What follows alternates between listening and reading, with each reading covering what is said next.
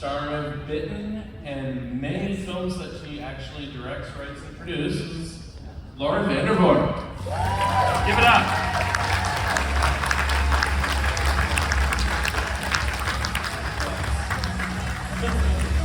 Hi.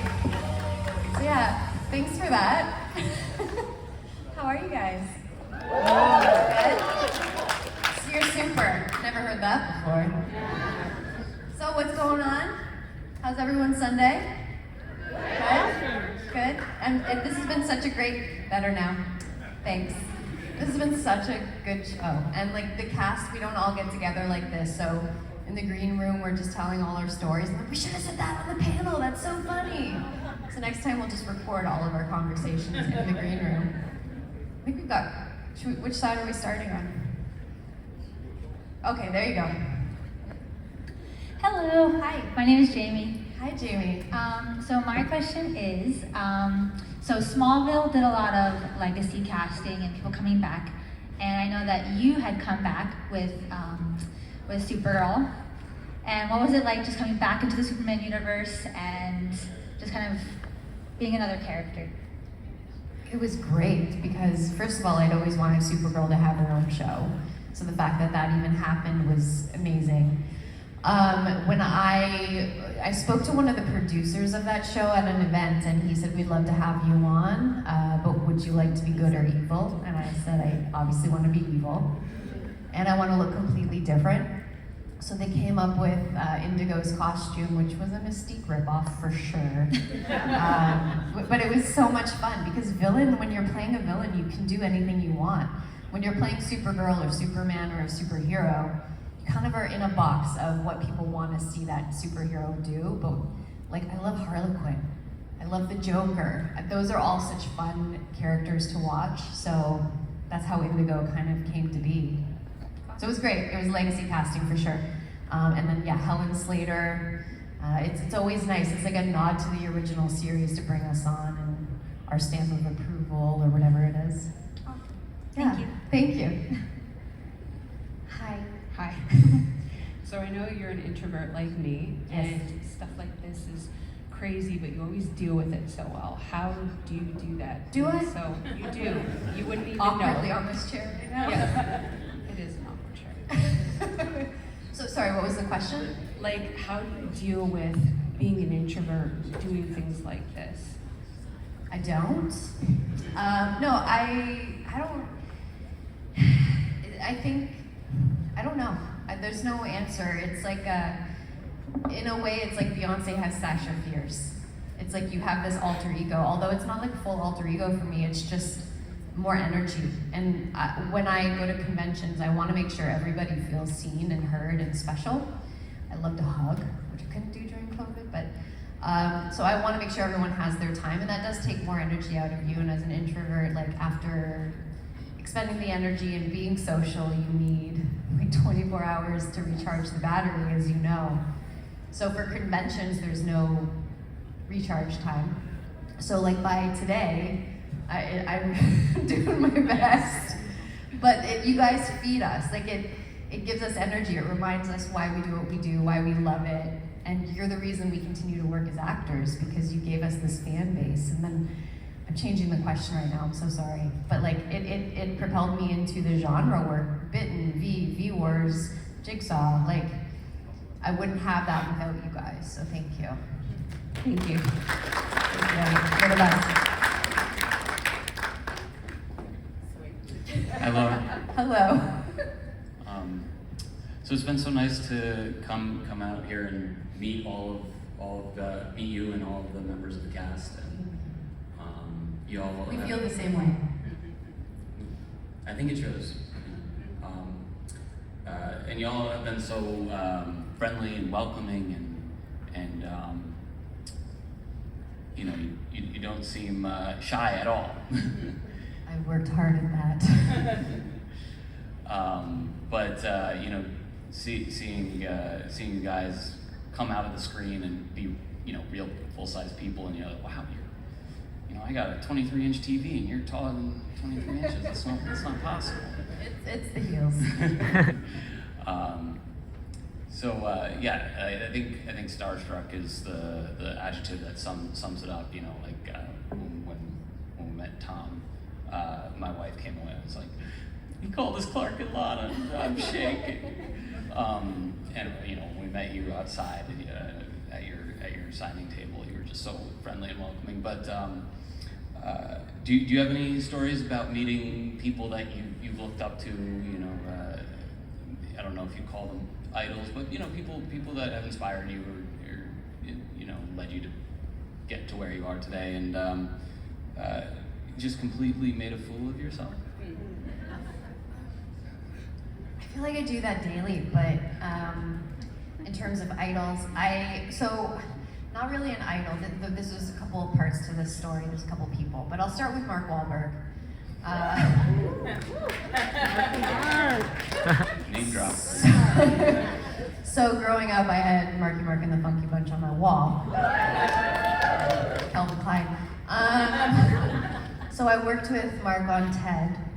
We go by a first name basis now, so it's fine. No, we don't talk. But I was very nervous to just meet him because I grew up as like him, Will Smith, and it was like JTT were like my high school crushes. So working with Mark was like a moment for me where I had to keep my shit together. And he was lovely. He's very quiet, which I wasn't expecting. I thought he had a big personality, but it just goes to show you like people are different than they are on screen. But he was very lovely. He was very short. Yeah. I was in heels, and when I rapped and I awkwardly was like going to give him a hug, I had to like fully bend down. So that was kind of like, okay, so yeah, people aren't exactly like you see them on screen, and I know that, but for me, it was the first time experiencing it. Working with Joseph Gordon-Levitt, also someone I think is an incredible actor. So we did The Lookout together with Judd Daniels, and our first real emotional scene, we were in the office with the director, and we were just running through it and talking. And he's like, okay, so let's do the scene. We did the scene, I started crying, he started crying because it was an emotional moment, and I'd never experienced that either. And when we walked out of the director's office, he's like, doesn't that feel good? I'm like, yeah. So that was my first time like really working with an actor who had honed his craft in that way, and like was a method actor. And so that was that experience. These aren't awkward stories, but I will say my role model, I don't know if you guys have heard me talk about him, you might not know who he is, which is sad. Gordon Pinsent is a Canadian icon. And we're in the US, it's okay, but if you have a chance, look up Gordon Pinsent's credits, watch his work. We lost him last year, but he was on my first set. He's my third cousin. So he came to my first set on Goosebumps and gave me advice about how to be an actor and how to respect people and be prepared and be professional. And in the 28 years I've been doing this, I had never worked with him, but he was always there to guide me. We'd call and write letters to each other. So I knew he was getting up there, and I came up with Age of Dysphoria, which is a film. You can see it now, it's for free, it's online. It was a short film, but he agreed to do it. So my first time being on camera with the man that meant everything to me was his last project. So he was on my first, I was on his last. So it was a beautiful full circle, and it was just so important to me. I made this heavier than your question. The awkward part is my daily life, but those were my mentor sort of stories. Those are some great stories, and I'm sorry for your loss. And, Thank you. Thank you so much for being Supergirl, my favorite Supergirl, and I'm sorry I didn't get to lead the Supervision. Thank you. That's very sweet. Hello. Hello. So yeah, I thought, obviously like everyone here, I thought you were the best Supergirl. But the ending, I thought they should have given you more or something. What do you think? Yeah. Your ending. What ending did you want for your character, and where would you see her like today? You're a Supergirl on Smallville. Yes, she should have had more. I don't think her ending made sense. Just flew away. So I would have liked to have more goodbyes and closure as the character on the show. where do I see her if she were still existent on the show today? Just ruling the world? Probably president? Like, she had all of the ability that Clark didn't. She was more mature. She knew her history as a Kryptonian. She had all the fire behind her. We just never really got to see it in its full potential. So I think she would have just been ruling the world. Thank you. Thank Good answer. you. Thanks. Hi, I'm Lila, and my question is, what was it like working on The Handmaid's Tale, and would you appear on the show in the future? Yes, 100%. That was a great opportunity and experience working with Elizabeth. I played a Jezebel and basically helped her take down the resistance. So she is a force of nature. Like I said in the panel yesterday, actually, I think, in terms of role models, she's someone that I really look up to now because she directs, she show runs, she is the lead. The content she's putting out there is pretty heavy and dealing with, you know, intense topics that maybe not people aren't really willing to talk about.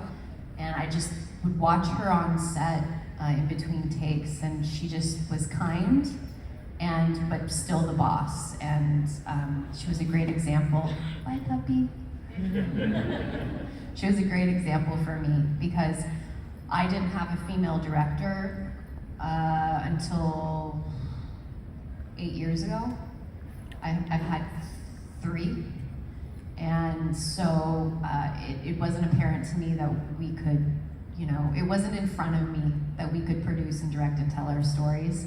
It had to be in front of me to realize that that was an option. So Elizabeth helped with that, just being on Handmaids and the other directors that I've worked with since. Thank you. Thank you.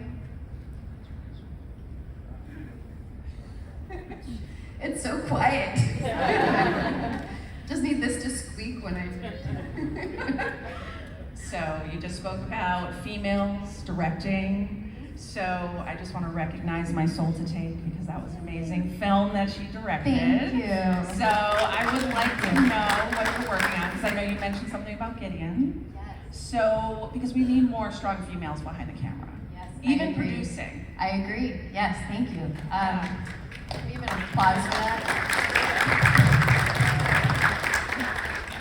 So Gideon is a book series that I've just optioned. It's a trilogy, and I am working on making that into a TV show.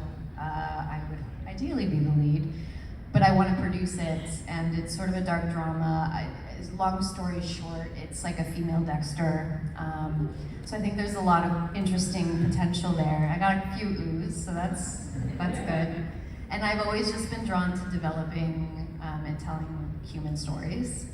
And Gideon, the lead character, Kelly Harper, has a life-changing event, and then she's got to decide where her moral line is moving forward in life to protect her family name. I don't want to give it away, but I'm working on that right now, and hopefully going to produce a few more things too.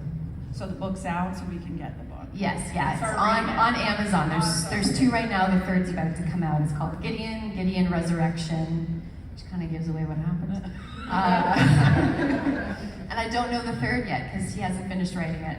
But I have the rights to it regardless of what the story is. Because I read the first book and I was like, this needs to be a show, and ideally my show.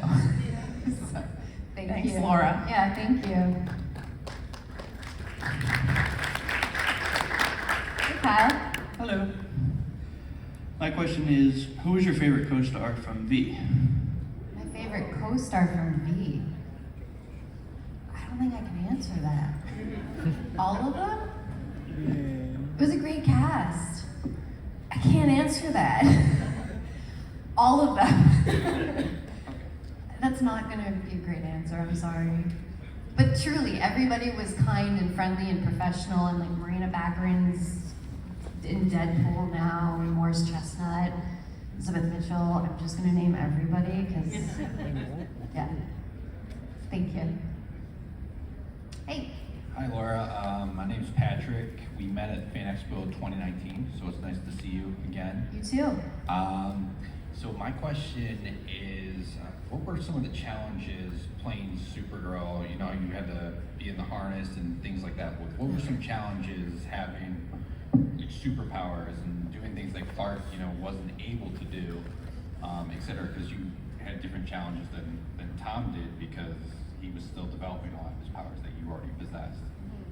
There weren't any challenges. I just did everything because he couldn't.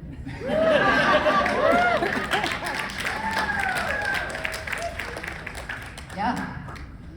The harness was a bit of a challenge. But once I got used to it, it was no problem. I actually love doing all the harness stuff.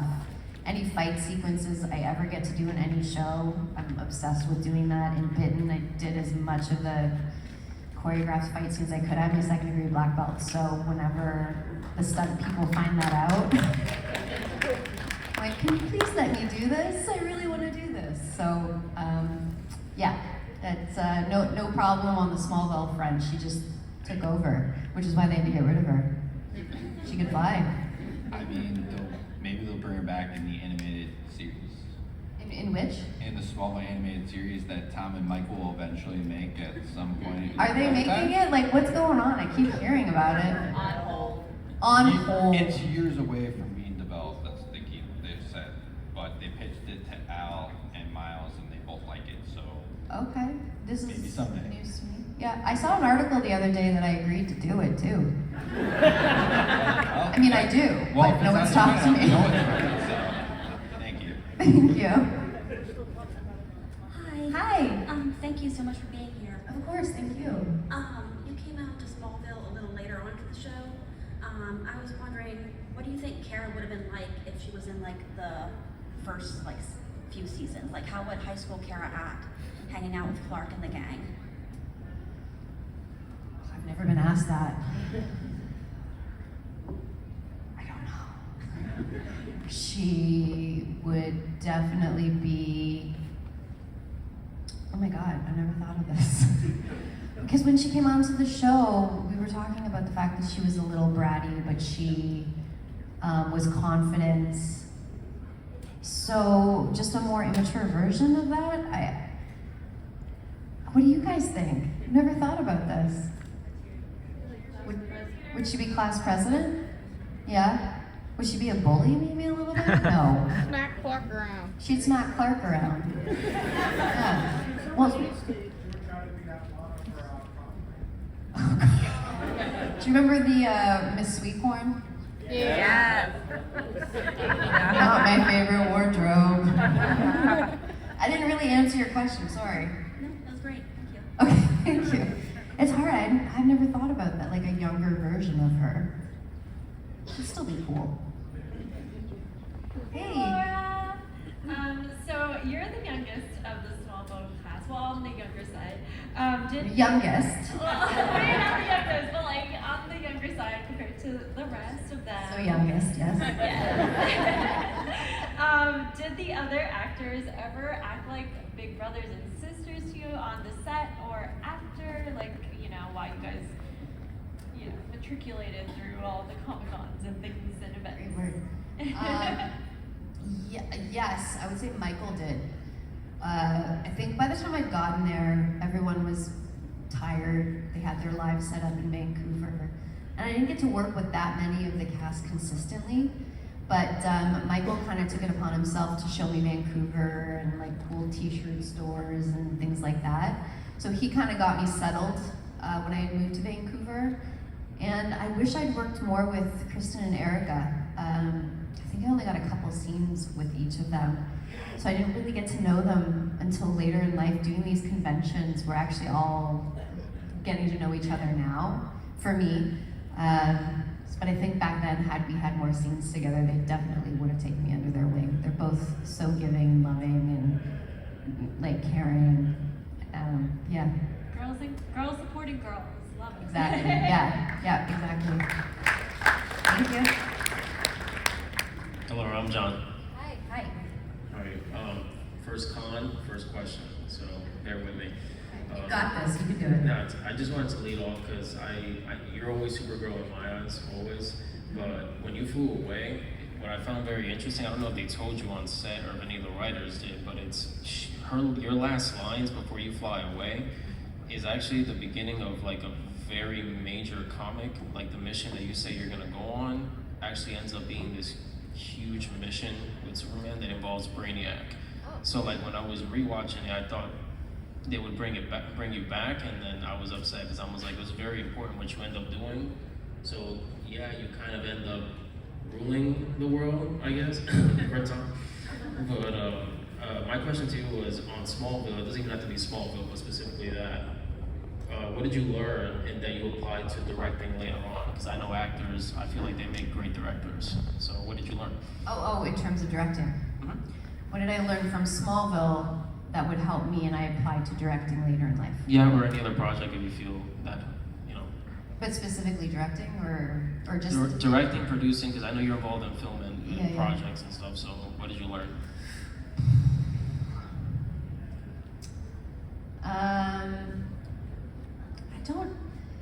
I think it would be with Smallville more on the acting side what I would have learned, not necessarily like the producing, directing side, because again, I didn't have any role models producing and directing on Smallville in terms of women. As an actor, what did I learn that I applied later? How... Maybe anything you saw behind the camera, or... I mean, definitely that was, I had been on a show before Smallville called Instant Star. And, thank you. Yeah. And so I was on Canadian television at the time. So in terms of the technical side, going on to a show of the caliber of Smallville and the budget that they had, I definitely,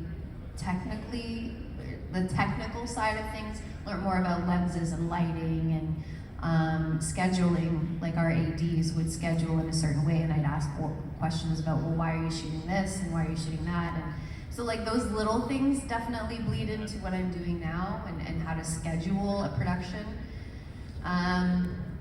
But yeah, I don't think there was anything outside of the technicality, and as an actor, it was just how to handle the hours and the pressure. That was the first time I really had pressure on me as an actor because it was Supergirl, and it felt like a lot. Like in my hands, I had this very important character we hadn't really seen on television, and I was young, and I didn't want to disappoint anyone. And that was a huge thing for me to process and learn from. So maybe from that I learned it's not about letting anyone down, it's just about doing your best. And there's a reason you're there, there's a reason they chose you, so just do what you know you can do, don't doubt yourself. And I say that because I still doubt myself, but that's something that I have to constantly remind myself of, and I learned that on Smallville, because I didn't get fired. So. Well, you killed it, so thank you. Thank you. Thank you very much. Good to see you again. So your wife told you to wear that shirt so you could come to the convention, right? You said that? Yeah, I thought that was a fair trade, so. It's great. So I really, one thing I really enjoyed was, I believe it was in season 10, the episode, you had a lot of screen time with Justin Hartley, Oliver Queen, and I really enjoyed that dynamic between the characters. I thought you guys had great banter. I wish there was more of that. Do you wish that there was more episodes of screen time with just Oliver and Kara, and if so, what would you have liked to have seen transpire between them?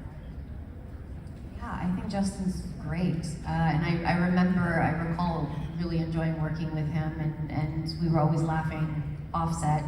So we did have a great banter on screen and off screen. I don't know what other stories could we have told with the two of them? How would we have done that? That's what you asked me, now I'm asking you. Yeah, well, so from what I saw kind of after the show with Stephen Amell and Melissa Benoist, they had a really similar banter that your characters had, but they, I thought their dynamic and the stories they went into, they kind of delved more into, I guess the teaming up and fighting these bigger threats. Since you guys kind of did that on Smallville, they had the Justice League episodes, would you have liked to have been part of something like that, like some kind of team up with, Oliver and them against a bigger bad, I guess I'll say? Yeah, definitely. I was never a part of that universe, or the, what was the Smallville, but Erica and Tom did it, the Offspring. Crisis Crisis. I would have loved to have done any of that. That's my answers. Yes. Thank you. Thank you.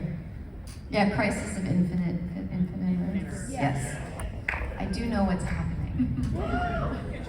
Thank you. Hi. Hello. You've been in like a lot of things that have like big production value, and I was wondering if there's a scene that you've ever watched back that features yourself, but where like the production, maybe the music, the direction, like everything came together and it was just so satisfying, and you're like, that's so cool, where you could like really feel everybody put everything into the scene. And, yeah.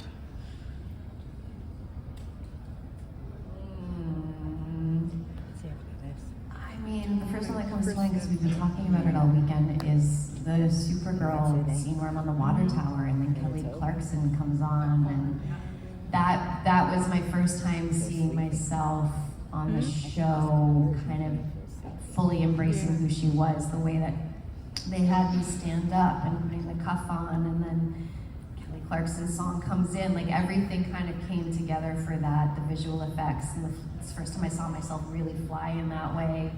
So that was a moment where everything came together and I felt pretty badass. Any other shows that I can think of? I don't think there's been anything else where everything kind of aligns for one scene that just felt perfect. Maybe in Age of Dysphoria. The diner scene in Age of Dysphoria.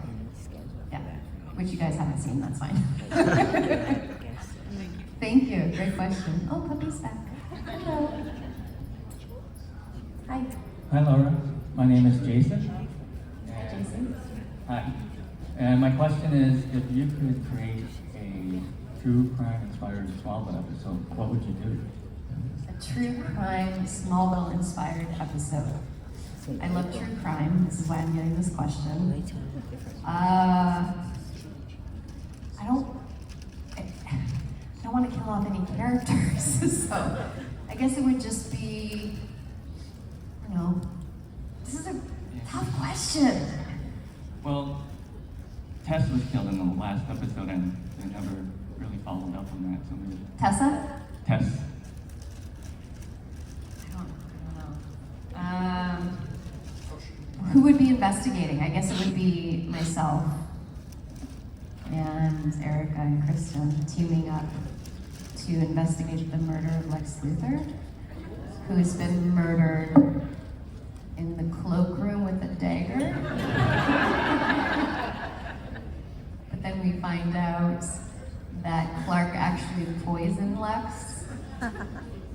Because he's a liar. Because he's a liar. What else can we add to this? How did he poison him? Kryptonite?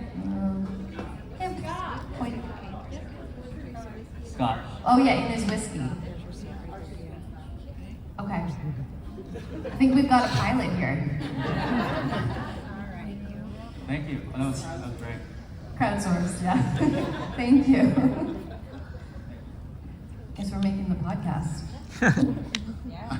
Hi. Speaking of, if you were Michael Rosenbaum's therapist, what would you tell? I'm just kidding. I'd run very, very fast. Fair. But you mentioned Gideon, this book you picked up to option. What are the most influential books that you've read? Gideon. It's gonna be a tough one. Influential in what way? I think like growing up, the books that you read over and over again, maybe just the things that like have stuck with you over the years, or something that made a big, profound impact on your life, or maybe even your career. It really hasn't Or been movies? How about movies? Movies? Movies, yeah, stories. It's not going to be that interesting. I grew up loving Hitchcock, so that definitely. That's interesting. Yeah. All right. Well, I'm interesting. That definitely influenced the style that I like. Sure. Death Becomes Her. These aren't like cinema classics, guys, but Death Becomes Her I loved. I watched that every year. The Shining. You can see where I kind of live. Makes sense. Yeah, in terms of inspiration, honestly, anything with Meryl Streep. Okay. Just her style of acting. It's like no other. Usually makes everything very subtle, which is hard for an actor to make it seem that natural and subtle. So she does a phenomenal job with that. Jodie Foster. Anything with Jodie Foster? Yeah. True Detective? True Did you Detective. watch Oh it my this evening? God, it was so good. Yeah, it was a good one. I love, and she was amazing as Yeah, always. she was great. Yeah. Well, thank you. Thank you. Quality films. Hi, my name is Logan, and Hi, Logan. and my question is, what are some of the differences in how you prepare for like a film role versus like a recurring TV role? Like how you prepare for it and like how to develop the character? There's no difference. I think everyone does it differently, but I personally always tackle it the same way. I read the script multiple times. I mean, if it's TV, you're probably going at a different pace, first of all, because you're doing episodics. So when I'm doing episodic TV, I like to be prepared no matter what, but you often don't have the time. So I'll do some research beforehand on the character, if there is research to be done. And then it's just like, I'm not method actor, but I really can't focus on anything else when I'm filming. Like that is my all and everything, which is hard to sustain when you're doing a series of like 20 episodes. So you kind of just have to pace yourself. But when it's filmed, you can be all in for 2 months and just live in that world. And I find that a little easier because episodic becomes repetitive and you start to lose steam for the character. And as great as it is, film kind of allows you to just live in those shoes for a shorter period of time and really give more of yourself and sustain it. Yeah, did I answer? Yeah, that was good. Thank you. That was good enough, right? Okay. Thank you. Hi. Hi, so my question was for Smallville, what was your favorite scene when you flew? My favorite scene when I flew. All of them? Did you have a favorite one? I like the one where you held the The billboard? Yeah. Do you want to know kind of a crazy story about that? Yeah. I passed out in that scene. What? Yeah, because I was up in the harness holding up the billboard, but they had me pretty high up. We shot it in a parking lot. And they had to set up some of the background performers down below, and they were like, we can bring you down, but it'll only be a couple of minutes. So I was like, yeah, I'll stay up here, it's fine. And I don't remember anything else until I woke up on the ground. So the harness cut off the arteries in my legs, and I passed out. And then they brought me down, and then I looked up on the ground, I woke up, and it was Tom going, come on, get up, we got another scene. They brought me to the trailer, gave me oxygen, and then like 2 minutes later, we were doing like a nice family scene in the loft. But it was just like, yeah, so I'm sorry, that was kind of a weird story to tell you, but you have more information about that scene now. Not staying up in a harness for a long time is a good idea. Thank you. Thank you, Bye. Hi. Hello, Laura. How are you doing? Question: how were you approached for the role of Supergirl? Were you suggested by somebody, or a casting call, or? Oh, how did I get the job? Yes. I got an audition, and I did a self-tape in Canada, shot it in my living room, and then sent it off and thought that'll never happen. And I think it was like a month and a half later, I was up with my parents, because I was still young, at the cottage, and they got a phone call from my agent at our cottage saying like, where are you? You need to fly to LA tomorrow. So my parents, we packed up, we drove back to Toronto, and they got me on a flight. And by the time I landed, they put me in a hotel, and I went right to the screen test and met the 3 other girls who were also up for the job. And they put us all in a room together where we could just like stare at each other, and it was very awkward. And I wanted to talk to all of the girls and ask where they were from and how they were doing, but everyone was very serious. So one by one, they took us in to do the screen test with the producers. We did our scenes, they'd bring us back to the room, we'd all just sit there and stare at each other again. And then eventually the producers and the casting people came into the room and told those 3 girls they could go home. And then they looked at me and said, "You need to stay." And I was like, oh my God, what did I do? I'm in trouble. And they said, "We're gonna put you up one more night here." It was in LA. And we're gonna call you tomorrow. So I called my agent and I was like, "I don't know, I did something wrong. They're keeping me here, they won't let me go home."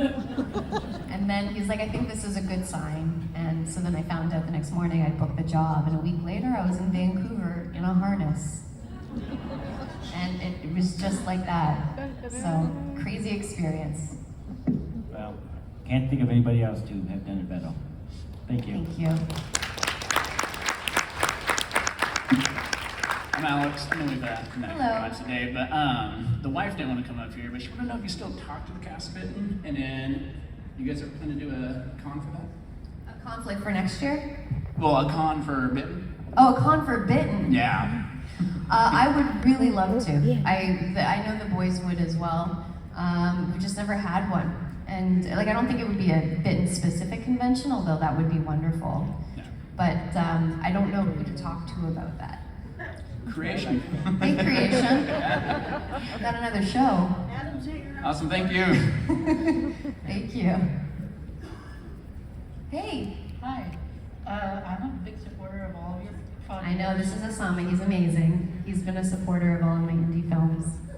Yeah. I was wondering, how's your experience been like working with Hallmark? My experience with Hallmark, great. After, all of these genre-specific shows and horror movies, going into a Hallmark set's like a vacation. Because you just have to be in love. And there's no blood. You're not flying.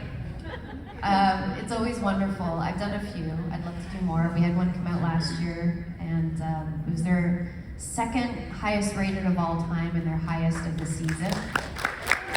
So, called Miracle in Bethlehem. Yeah, it's. I'd love to do more. It's a nice balance for when I'm listening to murder podcasts. Yeah. Thank you. Hi. Hello there, Laura. Just a quick question. Know you love your stunts and fights and all that sort of stuff. On Smallville or Bitten, do you have a favorite? Of the fights? Yes. Yes, I don't remember what season or what episode, but it's Bitten, and we did like a 10-minute fight sequence. I don't know if there's Bitten fans in here, maybe you'll remember, but one, okay. No, me too. It was like a 10-minute fight sequence that starts in the corridor of Stonehaven, which was our home. I played the only female werewolf in the world in the show, so bear with me on that one. But they get invaded in their mansion in Stonehaven. And the stunt coordinator, John Stead, who I actually just worked with last week on another production, did this because he realized what I was capable of. And so we found a way that she found weapons within the home to use, because I am very good with the bow staff. And so he took the curtain rod off the wall and was like, just take the curtain off and use this for the fight. I'm like, great. So it went from the corridor, down the hallway, into the kitchen, and out the back door. And we did it mostly in one take. The camera was a steady cam and it followed us the whole time. And it went well every time, until the last take. Where once we get into the kitchen, this bad wolf, we'll call him, he's supposed to slam my head into the table, and he did. Oh. What happens is you're supposed to get your hands out in time to kind of fake it, but it not cushions, but it prevents you from fully hitting. And I didn't get my hands out in time. And so it happened, and I was stunned that there was still the rest of the fight out the back door. So I was like, I gotta keep going. I don't know what's happening, but so we kept going. They said cut, and I just quietly went over to the makeup artist, and I was like, am I bleeding? She turned her light on because it was a dark room, and she moved my bangs, and her face was like, and that concerned me, so I had a huge goose egg, and my eyebrow was split, and there was blood coming out, and she's like, yeah, we gotta tell them, we gotta stop, and I was like, no, just cover up with my bangs, like, no, let's get this finished. but she went against me and told them, so they sent me home. Thank you, Laura. Thank you. We're blended. Hi, Laura. How Hi. you doing? How's your Sunday going? I know it's been a Hello, Tom Welling.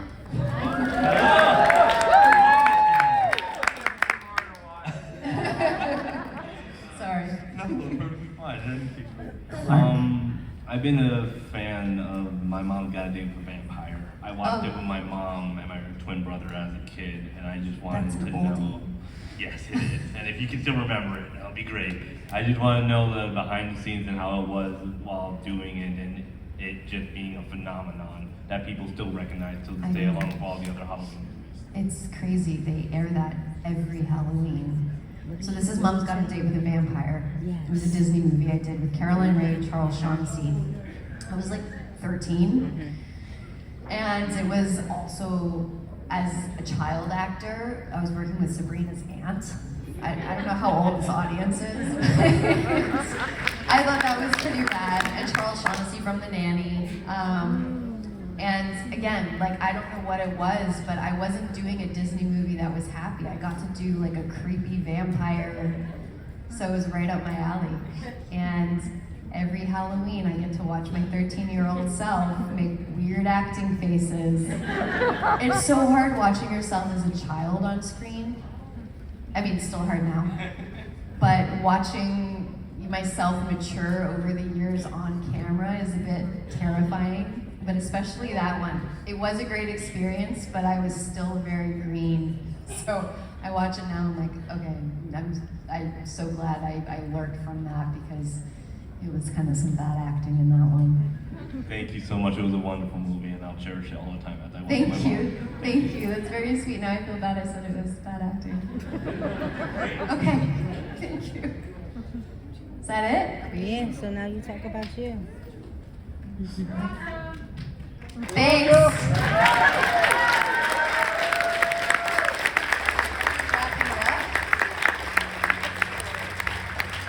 Thank you, Laura. I think you ought to give it up one more time for Laura Vandervoort, ladies and gentlemen. Territorial Supergirl.